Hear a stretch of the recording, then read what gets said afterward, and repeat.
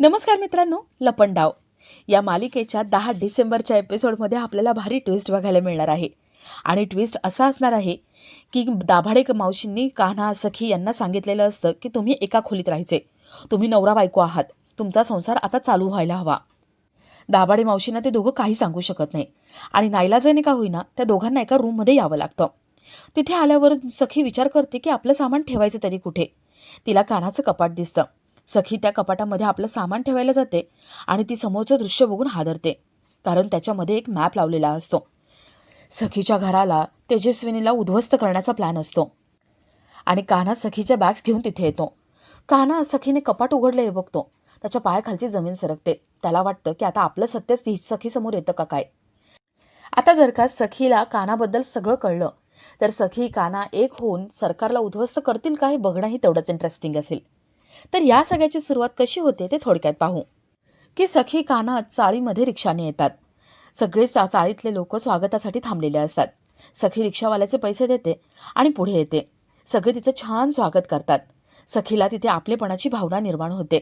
तिला असं वाटतं की आपण आपल्या घरी आलोय, आपल्या माणसांमध्ये आलोय. सखीला खूप आनंद झालेला असतो. सखी कान्हा पुढे येतात. तर इथे मनस्विनीने तेजस्विनीला कोंडून ठेवलेलं असतं. तेजस्विनीला सखीची काळजी वाटत असते. ती सखीसाठी देवाकडे प्रार्थना करते. तर इथे सखी कान्हा सगळ्या चाळीतल्यांसोबत बोलत आपल्या घरामध्ये पाऊल ठेवणार असतात. तेवढ्यात तिथे दाभाडे मावशी येतात. दाभाडे मावशी सखीची वाट अडवतात आणि तिला सांगतात की सखी, तू आतमध्ये जाऊ शकत नाही. सखीला वाटतं की आता असं नेमकं काय झाले की दाभाडे मावशी असं वागायला लागलेत. सखीला थोडीशी भीती वाटते. दाभाडे मावशी म्हणतात, सखी घाबरू नकोस, अगं तू नवीन नवरी आहेस, रीतीभाती तर पाळल्या पाहिजे ना.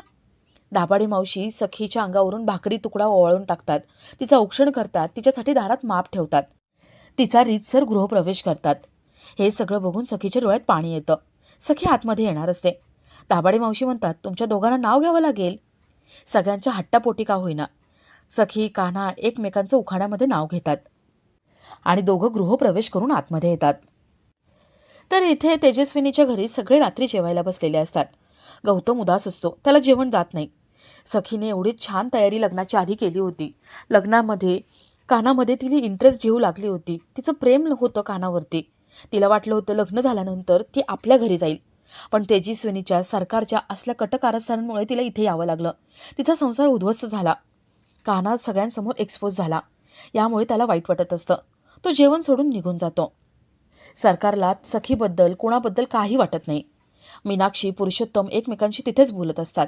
मीनाक्षी विचारते, का हो, सखी खरंच चॅलेंज पूर्ण करेल का? का ती परत येईल? त्या दोघांचं बोलणं चालू असतं आणि सरकार ओरडते. सरकार म्हणते, तुम्हाला काय करायचंय? तुम्ही ना तोंड उघडायचं नाही दोघांनी पण. स्वतःच्या लायकीत राहायचं आणि गप्प बसायचं.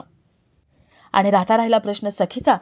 ती 1 महिना नाही 2 दिवसात परत येईल, माझी पूर्ण खात्री आहे. सरकार सगळ्यांना तोंड बंद करून सगळ्यांना जेवायला सांगते. सगळे गुपचूप जेवत असतात. तर इथे चाळीत दाभाडे मावशींनी सखी कान्हा यांच्यासाठी जेवणाचा बेत केलेला असतो. जेवण साधंच असतं. मेथीची भाजी, भाकरी, गुलाबजाम. सखी कान्हा जेवण सुरू करतात आणि चाळीतले लोक म्हणतात, सखी एवढं छान लग्न झालेलं आहे आणि तू आता इथे आली आहेस आमच्यासोबत राहिला, आता आम्हाला आईस्क्रीमची पार्टी पाहिजे. सखीकडे काही पैसे नाही आहेत म्हणून कान्हा म्हणतो, मी पार्टी देतो. तसंही त्यांनी दिली काय मी दिली काय एकच आहे. सखी म्हणते, नाही, मी माझी देईन, मी कष्ट करेन, कमवीन आणि नंतर देईन पार्टी. सगळे विषय बंद करायला सांगतात आणि दोघांना जेवायला सांगतात. सखीला जेवता येत नाही. तिचा उजवा हात प्लास्टरमध्ये असतो. दाभाडे मावशी कान्हाला म्हणतात, कान्हा तिला घास भरव, तू जेव घाल. कान्हा सखीला एक घास भरवतो आणि सखी त्याच्या हातून जेवायचं नाही म्हणून त्याचं बोट चावते. दाभाडे मावशी म्हणतात, राहू दे, मी जेव घालते. दाभाडे मावशी प्रेमाने, मायेने, आईच्या मायेने सखीला जेव घालतात.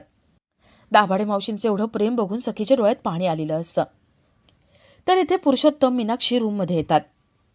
सखी कान्हा इथून गेले म्हणून त्यांना आनंद होतो. कान्हा 24च आपल्या डोक्यावरती असायचा, सारखा आपल्या अवतीभोवती फिरायचा. मग आता तो गेलाय तर आपल्याला मोकळा श्वास घेता येतोय म्हणून त्यांना जरा आनंद झालेला असतो. पुरुषोत्तम, मीनाक्षी, सखी, सरकार यांच्यामधलं जे चॅलेंज आहे त्याबद्दल विचार करत असतात. पुरुषोत्तमला वाटतं की सखी हरायला हवी. सखी जर हरली तर ती इथे येणार नाही आणि तो कान्हा आपल्या डोक्यावरती मिरे वाटणार नाही, इथे येऊन बसणार नाही, नाहीतर सारखा फिरत असतो अवतीभोवती. मीनाक्षी म्हणते, पण सखी जर हरली तर ती कानासोबत तिथे राहील चाळीमध्ये आणि इथे सगळी प्रॉपर्टी त्या सरकारच्या घशात जाईल. पुरुषोत्तम विचारतो, म्हणजे मग आता पुढे काय? मीनाक्षी म्हणते, अहो आता असं काहीतरी झालं पाहिजे ना की सखी जिंकली पाहिजे. म्हणजे सखी डिव्होर्स घेईल, तिला हवं तसं ती राहू शकेल आणि सरकारच्या हातामध्ये प्रॉपर्टी जाणार नाही. आपल्या हातामध्ये प्रॉपर्टी येण्याचे जास्तीत जास्त चान्स राहतील. समजलं? पुरुषोत्तम म्हणतो, चालेल, मग आता आपण काहीतरी करू, सखीला जिंकवण्यासाठी काहीतरी करू. ते दोघं सखीला कसं जिंकवायचं, कसं चॅलेंज पूर्ण करायला लावायचं या विचारामध्ये असतात. तर इथे चाळीत सखी आणि कान्हा यांचं जेवण झालेलं असतं. दाभाडे मावशी सखीच्या पायाला तेल लावून देत असतात. दाभाडे मावशी एवढा जीव लावतायत, एवढा आपुलकीने आपलं सगळं करतायत, आईच्या मायेने करतायत म्हणून सखीच्या डोळ्यात सारखं पाणी येत असतं. तर तिथे कान्हा आणि किरण येतात. कान्हा किरण झोपायला दुसऱ्या रूममध्ये जात असतात. ते दाभाडे मावशींना सांगतात. दाभाडे मावशी म्हणतात, नाही हा किरण, त्याला एक कळत नाहीये, पण तुला तर कळायला नको का? तुझ्या मित्राचं लग्न झालंय आणि दोघं आता एकत्र इथे राहायला आलेत, त्यामुळे ते आता दोघं कान्हाच्या रूममध्ये राहतील आणि तू गच्चीवरती झोपायला जायचंय. कान्हा म्हणतो, दाभाडे मावशी, अहो सखीला बरं नाहीये, तिला बरं वाटत नाही तोपर्यंत तुमच्याकडे राहू द्यात ना. आणि कसं आहे ना, माझ्याकडे काही सामान पण नाही आहेत, 2-4 सामान आहेत, ते पण फाटके तुटके. आमचा संसार उभा करावा असं आमच्याकडे काहीच नाही आहे. दाभाडे मावशी म्हणतात, आत्ता तुम्हाला कशाची गरज आहे? अंथरूण पांघरूण ना, ते मी तुम्हाला देते. पण हो, उद्यापासून काय लागणार आहे ना संसारासाठी ते सगळं सामान घेऊन या आणि तुम्ही दोघांनी आपल्या खोलीमध्ये राहायचे. कान्हा पटकन बोलून जातो. कान्हा म्हणतो, कशाला मावशी सगळं सामान वगैरे घेऊन यायचं? अहो 1 महिन्याचा तर प्रश्न आहे, हे 1 महिन्याचं चॅलेंज आहे. मावशी विचारतात, काय 1 महिन्याचं चॅलेंज? म्हणजे तुमचा संसार फक्त 1 महिन्याचा आहे?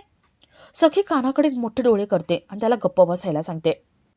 कान्हाला आठवतं की आपल्याला दाभाडे मावशींना काहीच सांगायचं नाहीये. तो गप्प होऊन जातो. दाभाडे मावशींना डाऊट आलेला असतो की नक्कीच काहीतरी गडबड आहे, हे दोघं आपल्यापासून काहीतरी लपवतायत. दाभाडे मावशी त्या दोघांचे चेहरे वाचण्याचा प्रयत्न करतात आणि आपला आजचा हा भाग इथेच संपतो.